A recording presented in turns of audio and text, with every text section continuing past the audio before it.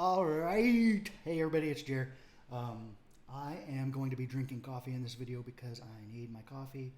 The daylight savings time is kicking my butt, but I need coffee, and I'm drinking Tim Hortons for my Yeti cup, glass, tumbler.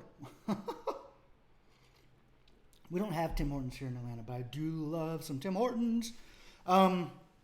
Alrighty, so on Saturday and then again on Sunday, I talked about why I sold off some of, this is controversial, sold off some of my waiter to get into Alzn, and wow. Okay, and the reason was because even after I had doubled, yes, I did double how much I had in waiter. Even after I doubled, I went back and I looked, and I thought that it could rebound off of where I doubled at, which is like at 156, 157. But it decided that it wanted to trend down, and I looked at it and could see that it was going to trend down. I was like, okay, well, maybe what I should do is focus on diversifying, even as a trader, or a what is the other term? Even as a non-investor, I want to be in kind of multiple stocks, and flip trader. That's what it is. So I was like, you know what? Maybe it's a good time for me to go ahead and take some of my profits, and move them over to a stock that I see going for an upward trend. And that can be controversial. And of course, you have investors in everything that believe that their stock is it, and you should only be in that one stock, and you should just hold forever, and yada yada. And that's great, and I support that. I really do. And if you are an investor, Waiter Holdings is amazing. It's like, I believe, looking at the chart, it's trying to find some support. I think that support is probably going to be in between like 137 and 141, but I think it's going to have trouble getting back above like 150, which is kind of a resistance. And it's a resistance only mentally because of, and I think, and maybe I'm wrong, but I think it's because of options. The strike price for options for waiter is like 50 cents, $1, 150, and then I think maybe $2. I don't know exactly what the step up is, but I think that it's going to have trouble getting beyond the 150 for a little bit, unless there is really good news. If there's really good news, it'll shoot above that and should hit another resistance at like 161, I believe. But I do believe, unless there's great news, something amazing happens, that the stock is probably going to trade in between like 137-ish, and maybe best right now would be like 161-ish, but probably in between 137 and 150, at least until I believe it's November 19th when the next options expire, and then it can be anybody's game after that. So this is a great time to get, if you're an investor, this is a great time to get in, buy in, hold it, don't worry about it, don't go on stock boards, on stock twits, if you're an investor, you shouldn't be on those things. You shouldn't be, because it's just noise. Like, you know what you have, hold it and go away. Just enjoy your life. Come back in 6 months and see where you're at. I'm pretty sure that Waiter's going to be doing pretty good if they haven't been bought out. If they've been bought out, then that's even better. You've made some money. Woo! So Waiter is still a great stock, and I'm not against Waiter. I have Waiter. It's one of my 2 stocks I have right now, and so I'm not a bear for it. I'm just being realistic. In the last week, it's dropped more than 25%. And people say, oh, well, you said that earnings won't matter. I never said that. What I said was that You shouldn't pay attention to earnings as heavily in companies that are turnaround companies or growth companies. And Waiter, I feel, to me, is both. And so, does that mean that everybody's going to listen to that advice? No. People are going to do what people do. Institutions are going to do what institutions do. People sell stock for dumb reasons. Whatever. I was there for Snap whenever it was at like $6.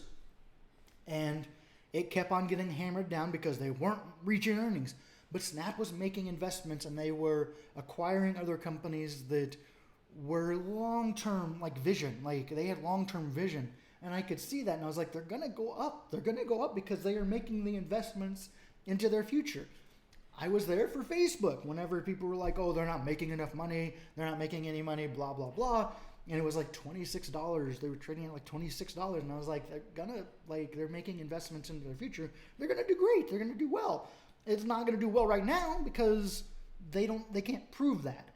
And the only way to be able to prove it is to prove that you're making investments where you should be. Waiter is doing that. I still believe in Waiter.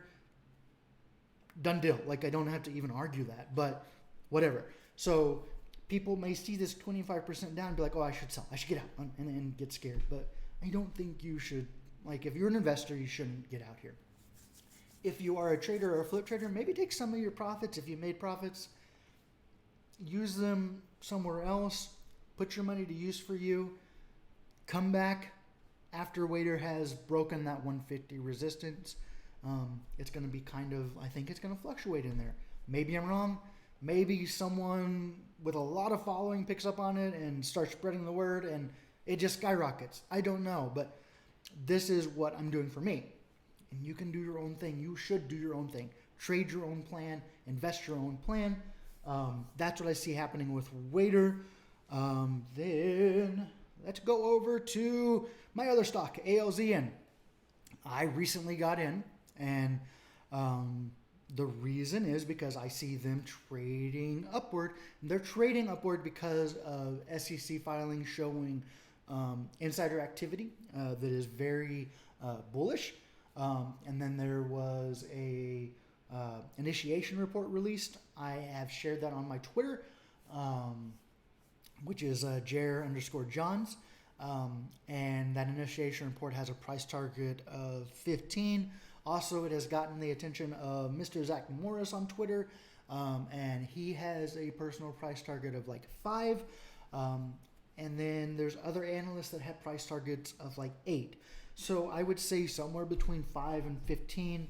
8 might be a good range for a price target. I don't know, but I am in it and have options I have 250 strike price options, and those expire on November 19th. So similar to the options for Waiter. If you aren't trading or buying options or you don't really invest in options, but if you aren't doing options, and I understand that you don't want to, like, they're very risky, but you should at least know what options for whatever company, if you're investing or trading whatever company, you should know what's going on with those options because they can affect things, because people will work against like the stock going to whatever price strike price is because they don't want their options to, or they don't want what they've sold options on to be executed, like to be used, and then them lose their shares.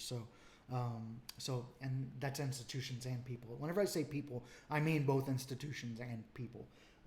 Just people in the stock, like people who have bought the stock or whatever. So you should be looking at options for anything you trade or buy, or anything you trade or invest in. You should be looking at options for that stock if options are available, because that affects things. Let's go to here. So you don't have to listen to me. I don't know what I'm talking about. Have no idea. I've watched the stock market since I was probably like 13 or 14. Whenever I was sick, I would stay home and be on the couch and watch stock market TV and try to learn as much as I could about business and the stock market. and I really didn't trade or invest because at that time to be able to trade or invest, it was like $10 or $20 a trade. And yeah, I'm not, that's like so much, or it was so much. Now you can trade and invest for free. So I would watch stock market, and then I had people asking me for advice on it because I would tell people like this stock is really undervalued, and then they would get in, and sure enough, it was undervalued. And I didn't really get active into it until the last few years. And even then, it was just kind of like dabbling in it like a little bit. And then this last month, I was like, you know what? I have $150. I'm going to take that $150 and see what I can do with it.